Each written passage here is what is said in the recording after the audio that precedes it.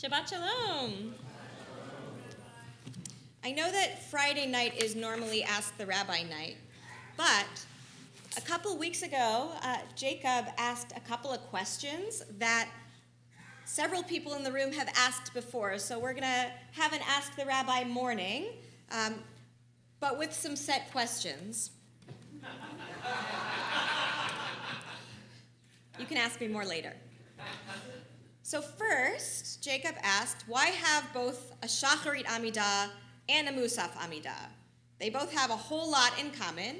They have the first 2.5-ish the same, and they have the last 1, 2, 3 the same as well. So why have both of them?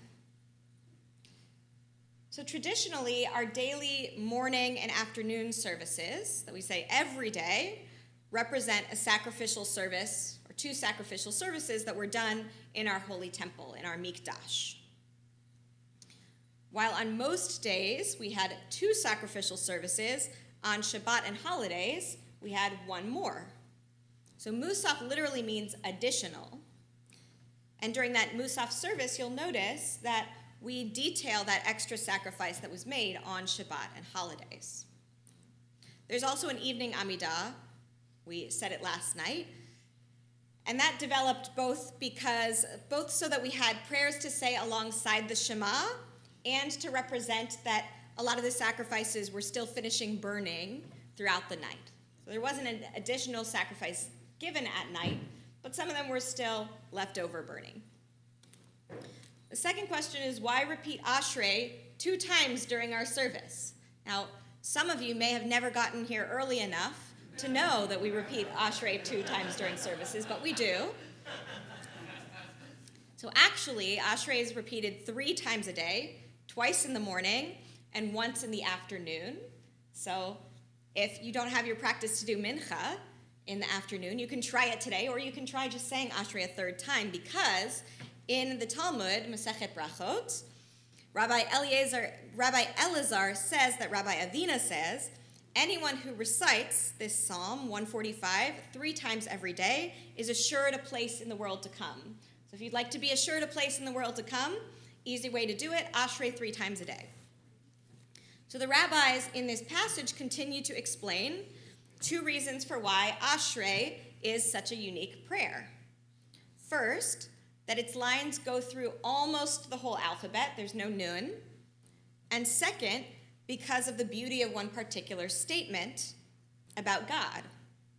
Poteach et yadecha umaspia lechol chai ratzon. You open your hands and you sustain all living things by your will. It's a statement that marvels over God's creation, that such a diversity of life with such a diversity of needs could be created and sustained by the same God. And the last question we have is, why repeat Mourner's Kaddish twice? Why do we have Mourner's Kaddish? Again, if you get here early enough, once at the beginning of the service and once at the very end.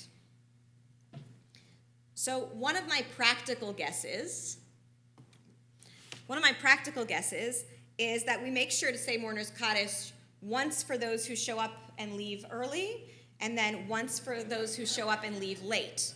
Or let's say that they have to step out of the room during one of the Kaddishes, making sure that they have a chance to say Mourner's Kaddish for their loved ones at least once. But really, there's not just 2 Mourner's Kaddishes during services. We have 6 Kaddishes throughout our morning service. We have Mourner's Kaddish after the morning blessings and after Aleinu. We have Chatzi Kaddish, the half Kaddish, after Psuke de Zimra, that's the Psalms at the beginning, and after the Torah service, which we'll do in just a few minutes. And then we have Kaddish Shalem, the full Kaddish, after both Amidot. Each Kaddish serves to mark the end of a section. The history behind their distribution is a little bit shaky, so when I researched, most authors said something like, we don't really know how each of the Kaddishes came to be where they are. They really became set the way they are now when the printing press made access to Sidurim, made access to prayer books a lot more prevalent. In many synagogues, back to the Mourner's Kaddish question specifically, each Mourner's Kaddish actually comes after a psalm, which comes after a traditional Kaddish that's said after studying some sort of Torah text, especially a Talmudic text. So it's like an encore to learning. That learning and then praising God isn't enough once, we got to do it again.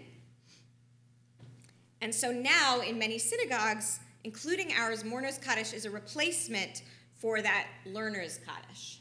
So that could be another reason, right? Both the practical reason of making sure everybody has the chance to say Kaddish, and then also as a sort of replacement for the longer, harder to say Kaddish that comes after Torah reading.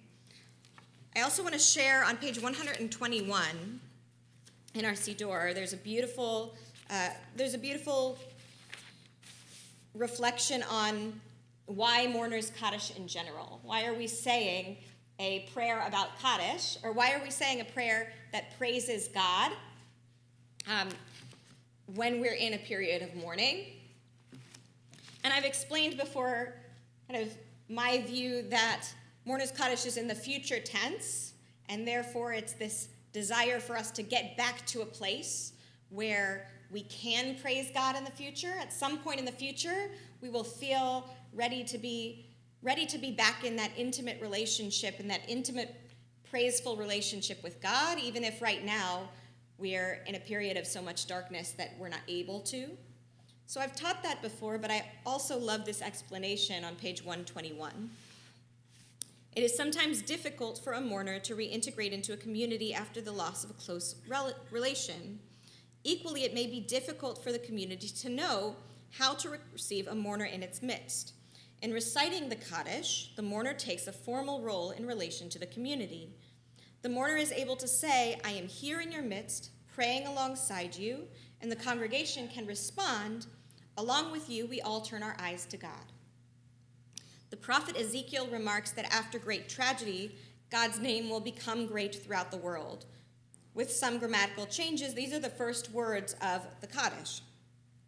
By the end of the Mourner's Kaddish, whatever our loss, whatever tragedy we have suffered, we look to God in hope, and we hold on to a vision of some moment when we all may be at peace. So thank you, Jacob, for all of your questions. As always, anyone is welcome to ask more questions, because who knows, these might be questions that everyone else in the synagogue or that many others in the synagogue may have as well. At this point,